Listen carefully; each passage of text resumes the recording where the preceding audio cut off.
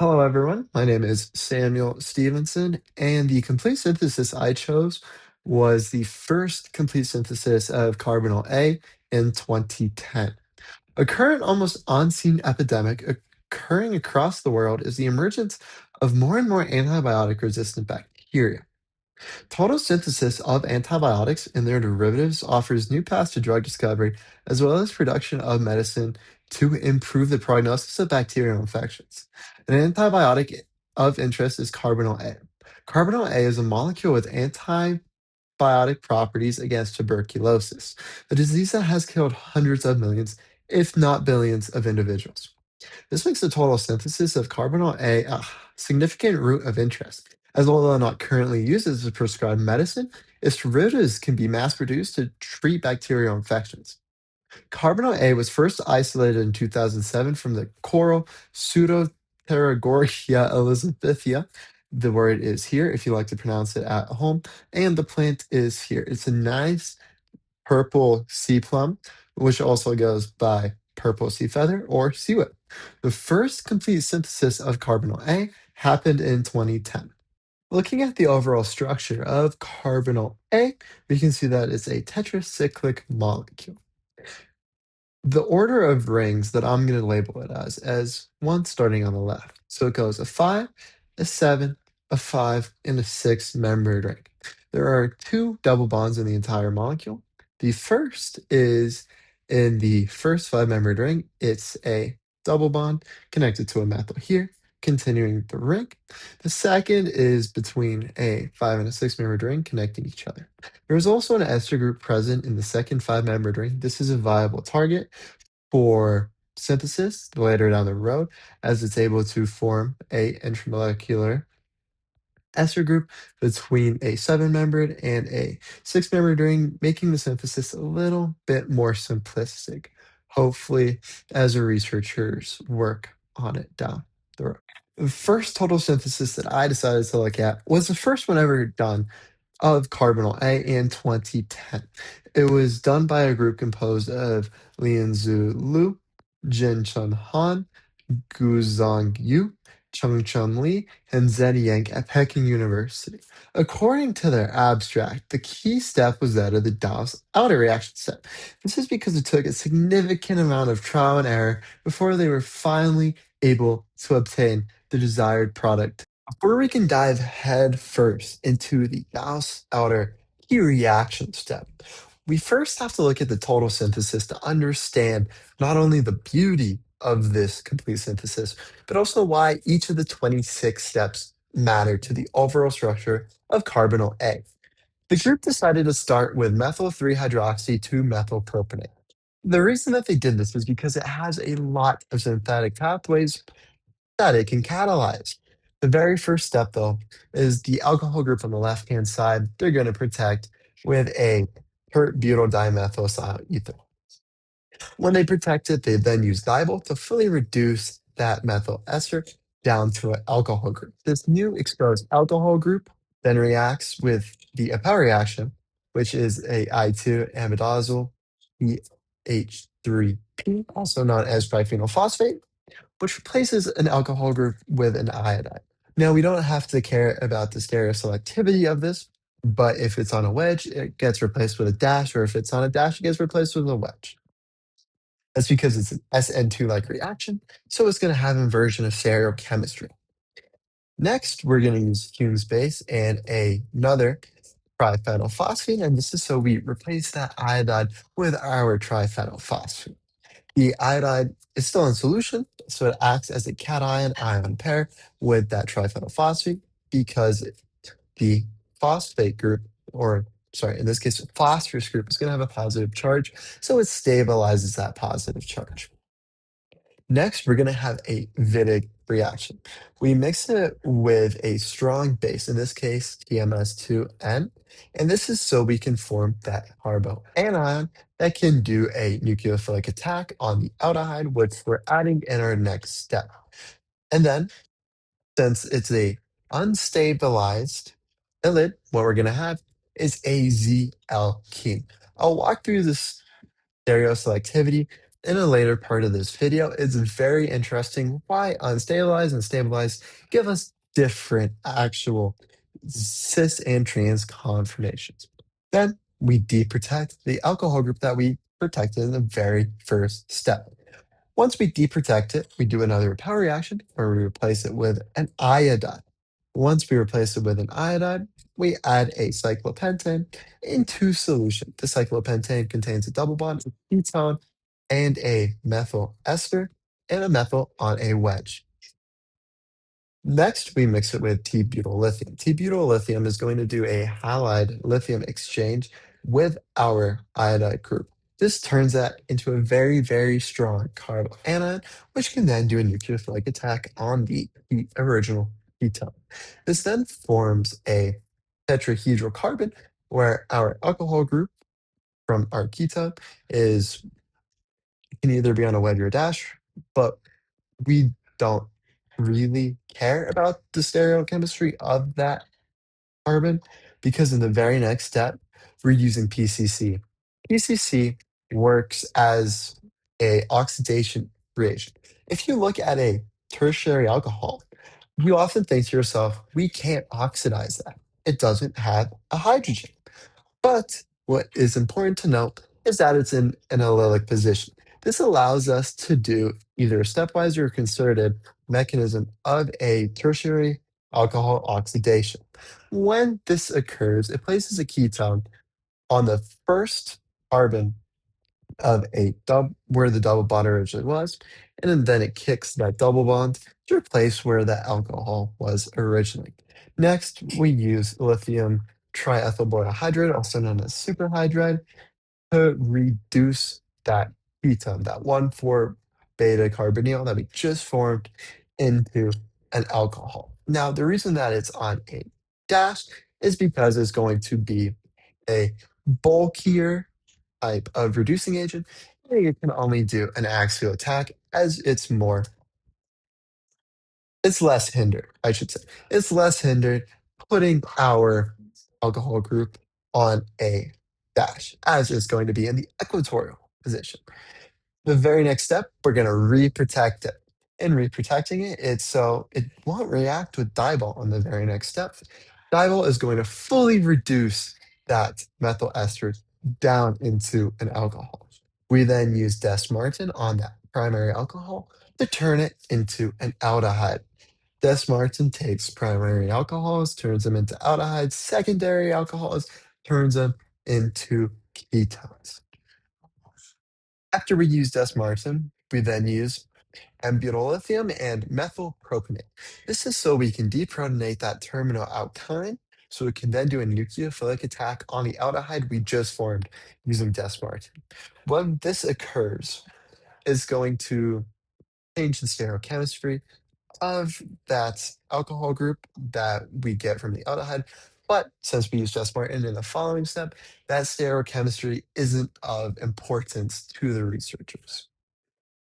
Next, after we use Des-Martin to reform that ketone, we have a strong dienophile. This dienophile has a ketone on the left, and then it has a triple bond. This triple bond is important to note, as I'll go through in the Des-outer reaction step, as we're not going to have to worry about stereochemistry. Also, we have a methyl ester on the right-hand side of that alkyne.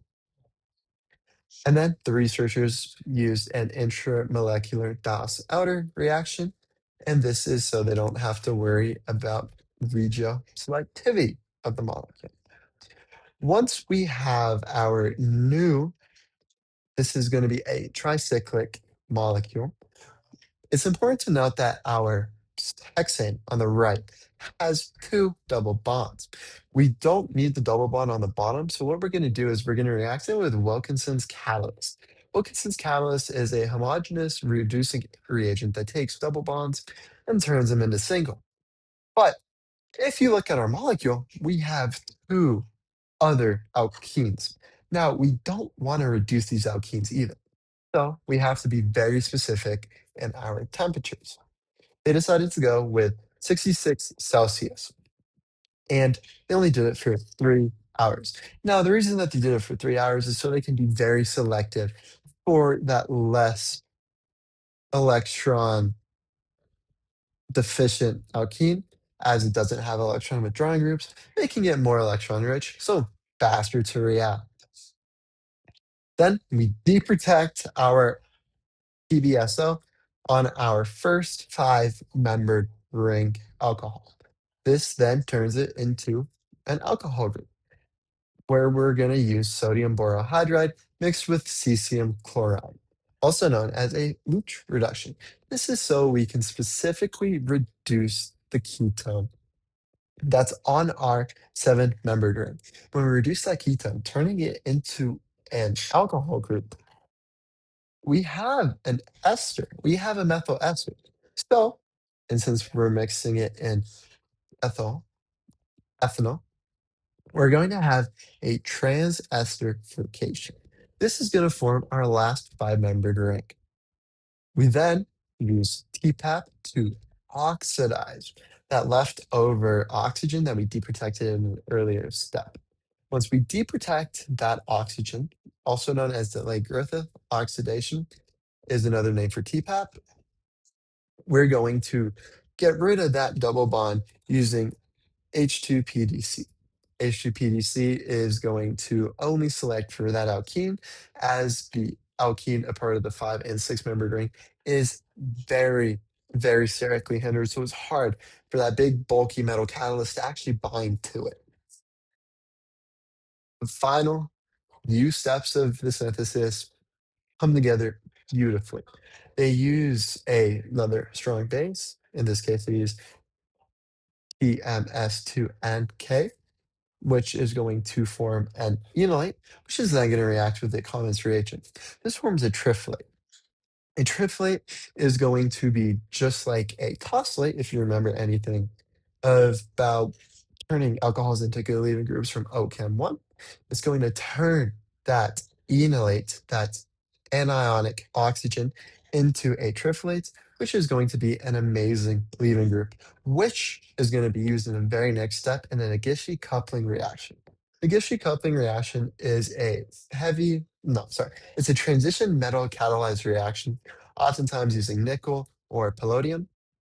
I will go through both the Commons reagent and the Nagishi coupling reaction mechanisms in later parts of this video. As personally, I didn't really understand all that much about the mechanisms before this, the creation of this video, but you're going to find that they're very, very interesting mechanisms and stuff like we've seen before, especially in synthetic OChem. The final step is a regioselected step. They use K2CO3, elemental oxygen, or O2, and then they use a triethyl phosphide. This is going to be a it's going to be a regioselective reaction that is going to replace an alpha hydrogen with an alpha hydroxy group. So it's going to be a regiospecific. It's also called a triethyl phosphate alpha oxidation reaction. And that's how they get the plus enantiomer of carbonyl A. An absolute beautiful synthesis. Taking a closer look at the Dice-Elder reaction, it becomes apparent that it was actually an intramolecular Dice-Elder reaction. The group discussed the lengths at which they went to in order to ensure that they formed a 6 and 7-membered ring. They first tried the complete Dice-Elder in a variety of temperatures, but the undesired product, or no product at all, was formed. The next thing they tried was using a variety of Lewis acids such as MgBr2, zinc chloride 2, TMSOFTF, aluminum trichloride, methyl aluminum dichloride, and BF3-ETT2O, which was also unsuccessful. Finally, they used P6-diterbutyl 6,4-methylphenol, or BHT, a catalyst, with a little higher temperature to finally get the desired Dice-Elder product. Personally, I imagine it went a little something like this until they got the desired temperature. What's important to note is Dawes-Elder's reactions do deal with both regional stereoselectivity. Carbonyl A Das Elder did not require seroselectivity as it's a triple bond denophile. A denophile is a double or triple bonded carbon-carbon bond with an electron withdrawing group. A triple bond denophile does not always form an endo or exo product as there's still sp2 carbons, preventing groups from being on the same side, endo, or other side, exo, as electron withdrawing groups. By same or different side, I mean wedge or dash, so chirality. And since, sp2 cannot have chirality, it cannot have an endo or exo product or a triple bonded denophile. The group also didn't have to be careful with regioselectivity as it's an intramolecular Das-Elder reaction, causing only an ortho product to be formed. If the group dealt with two initial starting reagents, starting material, sorry, then they would have had to be a little bit more careful about the overall regioselectivity of a Das-Elder, as it can form either meta, ortho, or para, depending on the denophile. After understanding why the Das-Elder was the key reaction step of the Yang group, I decided to look at two other reactions mechanisms that I wasn't entirely sure about because I wanted to see why they chose those reactions specifically. The first one I decided to look at was one using the Commons reagent. Commons reagent wasn't something that I initially heard of before, but after I looked at the structure, as you can see, it kind of reminds me of tosylate. Tosylate is a reaction that we learned in OChem 1 where we turn alcohol into a good leaving group, and that's what essentially the Yang research group is doing here as well. Now, the reason that they need to do this is because they want to do a coupling reaction. They chose the Nagishi coupling reaction.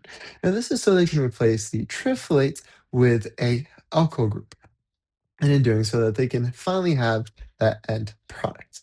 When we take a closer look at the commons reagent, what we can see is that our alcohol group is going to be doing a nucleophilic attack.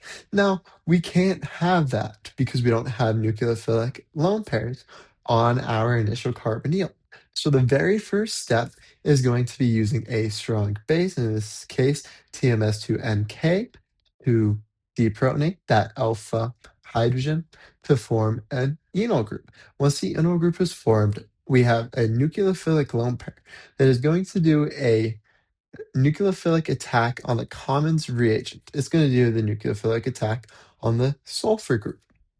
When it does that on the sulfur group, it then forms a tetrahedral intermediate. The lone pairs then fall back down and they kick off the right-hand side of the molecule. That then forms our triflate. Triflate is a good leaving group, which we will then use in the very next step.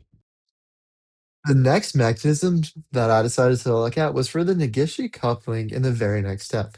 Nagishi coupling relies on an allylic or a venal position, allied or a triflate.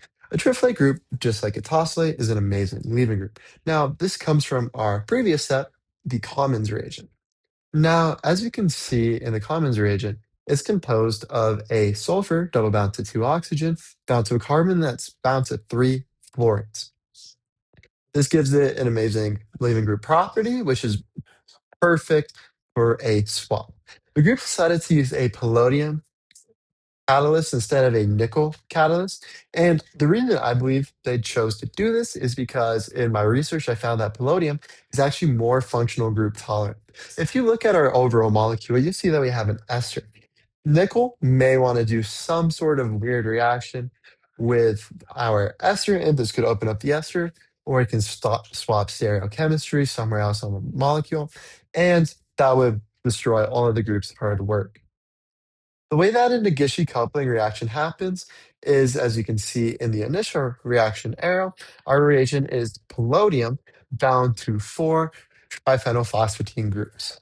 Before we even react with the molecule of interest, what happens is two of those four triphenylphosphatines leave in solution. I'm not entirely sure why. In my research, I found that this opens up space to bind to the triflate and the alkyl group, but I believe it has something to do with palladium's hypervalency.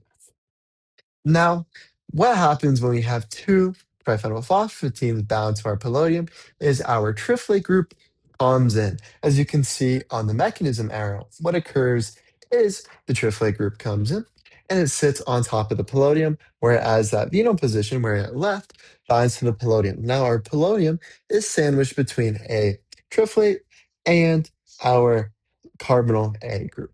Now, it also still has those two triphenylphosphatides as they haven't left yet. This is because it's a catalyst, therefore it's not going to leave. Those two groups aren't going to leave. In the very next step, we have an organozinc. An organozinc is a zinc molecule bound to two organic groups. In this case, it's bound to a methyl group and then a triflate. This triflate's great because it does a triflate alkyl swap. On our palladium ion, the zinc comes in, it kicks off a triflate group and adds it to itself. When this occurs, the triflate and the alkyl group are going to swap. This places the alkyl group on the zinc on top of the palladium atom. So we have a alkyl group, our palladium group, and then below our palladium group, we have our carbonyl group. Now we have a palladium sandwich. We have a palladium in the middle of two alkyl groups. What happens in the next step is in that vinyl position, the palladium leaves. When it leaves, it catalyzes a new carbon-carbon bond between the vinyl group as well as the methyl group. This gives us the required reagent to continue the synthesis. For my regioselectivity reaction, what I decided to do was look at the last one. Now, the reason that I decided to look at the last one is because it was a triethyl phosphatate alpha hydroxylation. Now, this requires regioselectivity because it only reacts with the alpha carbon position. Now, we have an alpha carbon bound to the ester. This causes a carboanion to form, which has resonance with the ester, stabilizing it. Now, that's the only reason that it reacts in the alpha position. If you look at CO3 minus, 2 minus, it's a very, very strong base. This has the ability to form a tertiary carbanion. What do we know about tertiary carbanions? Really unstable. This is going to be able to react with elemental oxygen. When it does a nucleophilic attack on an oxygen, it kicks a double bond and the lone pairs fall onto the second oxygen. This forms a anionic oxygen, which grabs the hydrogen from solution. Next, we have a triethyl phosphatine peroxide exchange. Our phosphatine is going to do a nucleophilic attack on the OH group, causing the oxygen-oxygen bonds lone pairs to fall onto the remaining oxygen. This gives us a anionic oxygen. This then grabs a hydrogen from solution. This is a very regioselective reaction as it only occurs with alpha carbons. That alpha carbon is connected to the ester, part of the second five-membered ring. If we didn't have an ester in that position, we wouldn't be able to react so easily and so regioselective. We'd have to do a bunch of trial and error with different radical reactions like Br2 light, and then follow it up with a strong base reaction, an SN2. If we don't have an SN2 possible, we'd have to turn it into an E2, form an alkene, and then use hydroboronation to get that selective oxygen in that position. Since we have that ester, we can be very regioselective with our reagents, with that K2CO3, that O2, and then as well as the triethyl phosphate. The stereochemical aspect that the researchers had to consider was early on in the synthesis of carbonyl A. In step 5 of the reaction, the researchers used an unstabilized ylide to form a Z alkene. Although they protected the alcohol group early on, not only to prevent it from reacting with diol and in a power reaction, but also so they would have an unstabilized ylide to get a Z alkene. The stereochemical model that describes this perfectly is shown here. As you can see, when a group, in this case, our carb carbonyl group, is being attacked, it comes in at a 90-degree angle.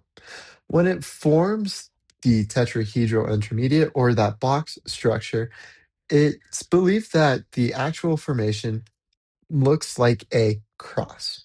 If you look carefully at this cross, it becomes apparent that the R group of the carbonyl group is going to be anti from the triphenylphosphatine. This is so it reduces the amount of Gauss interactions and it reduces the overall strain of the box. But at the same time, both R groups, the one from the phosphatine group and the one from the carbonyl group, are also anti. This is to prevent unfavorable interactions and prevent that gouge.